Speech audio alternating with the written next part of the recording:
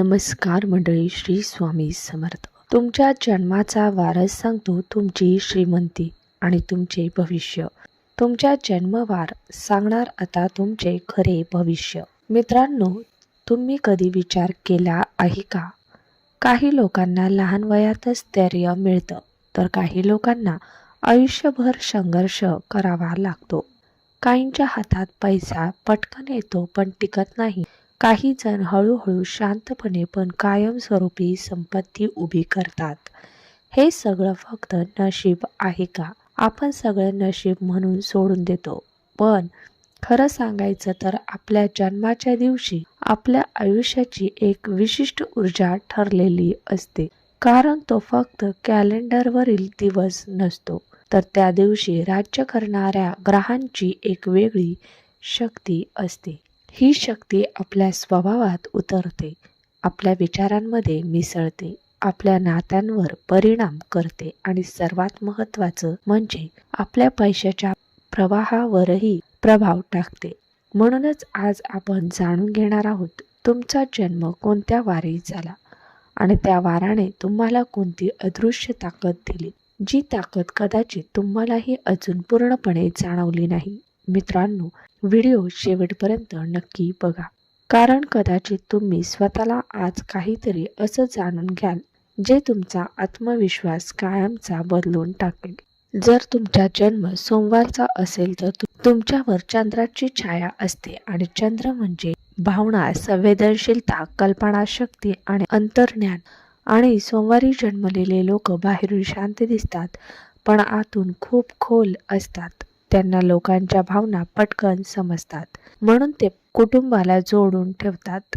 पण त्याच संवेदनशीलतेमुळे ते जास्त दुखावले जातात आणि पैशाच्या बाबतीत त्यांना अचानक फायदा मिळू शकतो, पण भावनिक निर्णयामुळे तो टिकण्यात अडचण येते. म्हणून त्यांनी मन स्थिर ठेवण्याची सवय लावली तर त्यांचं नशीब झपाट्याने बदलू शकतं. जर तुमचा जन्मवार मंगळवारी असेल तर तुमच्या मंगळाची ज्वाला आहे, जी धाडस, आत्मविश्वास आणि हार न मानणारी वृत्ती देते. मंगळवारी जन्मलेले लोक जिद्दी असतात आणि स्वतःच्या बळावर उभे राहतात, पण रागावर नियंत्रण ठेवणं त्यांच्यासाठी आवश्यक असतं.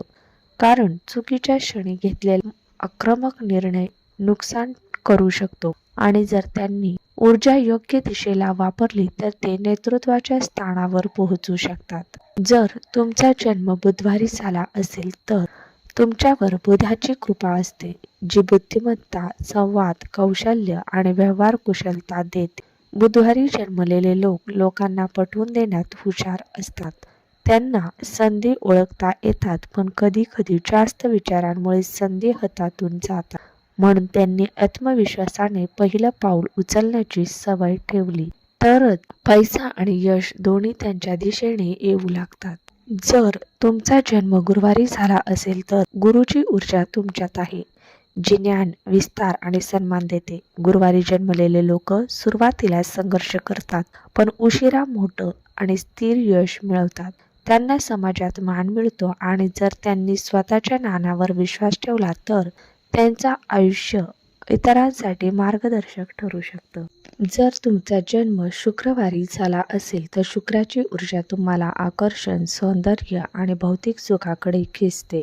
तुम्ही लोकांना सहज आकर्षित करता, पण खर्चावर नियंत्रण ठेवणे आवश्यक असतं.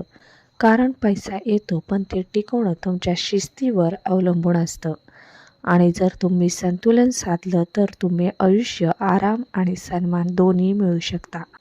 जर तुमचा जन्म शनिवारी झाला असेल तर शनीची परीक्षा तुमच्या आयुष्यात असते आणि तुम्हाला सुरुवातीला संघर्ष करावा लागतो, पण जे मिळतं ते कायमचं मिळतं. कारण शनी आधी घडवतो मग देतो आणि म्हणूनच शनिवारी जन्मलेले लोक आयुष्याच्या दुसऱ्या टप्प्यात खूप उंच जातात आणि त्यांचा पाया खूप मजबूत असतो. जर तुमचा जन्म रविवारी झाला असेल तर सूर्याची ऊर्जा तुमच्यात असते, जी नेतृत्व, आत्मविश्वास आणि प्रसिद्धी देते. तुम्ही वेगळे दिसता, पण नम्रता रोखणे आवश्यक असते, कारण ते टिकवण्यासाठी लोकांचा विश्वास महत्त्वाचा असतो. आता एक मोठं गुपित लक्षात ठेवा, कोणताही वार वाईट नाही आणि कोणताही सर्वश्रेष्ठ नाही. प्रत्येक वाराची स्वतःची परीक्षा आणि स्वतःचं बक्षीस असतं. आणि जेव्हा तुम्ही तुमच्या वाराची शक्ती ओळखून त्यानुसार सवयी बदलता तेव्हा आयुष्याचा वेग बदलतो. मोठा बदल येण्याआधी काही संकेत मिळतात. जुनी नाती दूर होतात, नवीन विचार जन्माला येतात, अचानक एकटेपण जाणवतं पण आतून ताकद वाढते. आणि हे संकेत असतात की तुमच्या आयुष्यातील पुढचा टप्पा सुरू होत आहे. आज तुम्ही तुमचा जन्मवार कमेंटमध्ये लिहा आणि स्वतःला वचन द्या की मी माझ्या वाराच्या शक्तीला ओळखून त्यानुसार काम करणार. कारण ग्रह दिशा देतात पण पाऊल तुम्हालाच टाकायचे असते. आणि ज्या दिवशी तुम्ही स्वतःची ऊर्जा स्वीकारतात त्या दिवशी नशीब सुद्धा बदलायला सुरुवात होते. धन्यवाद.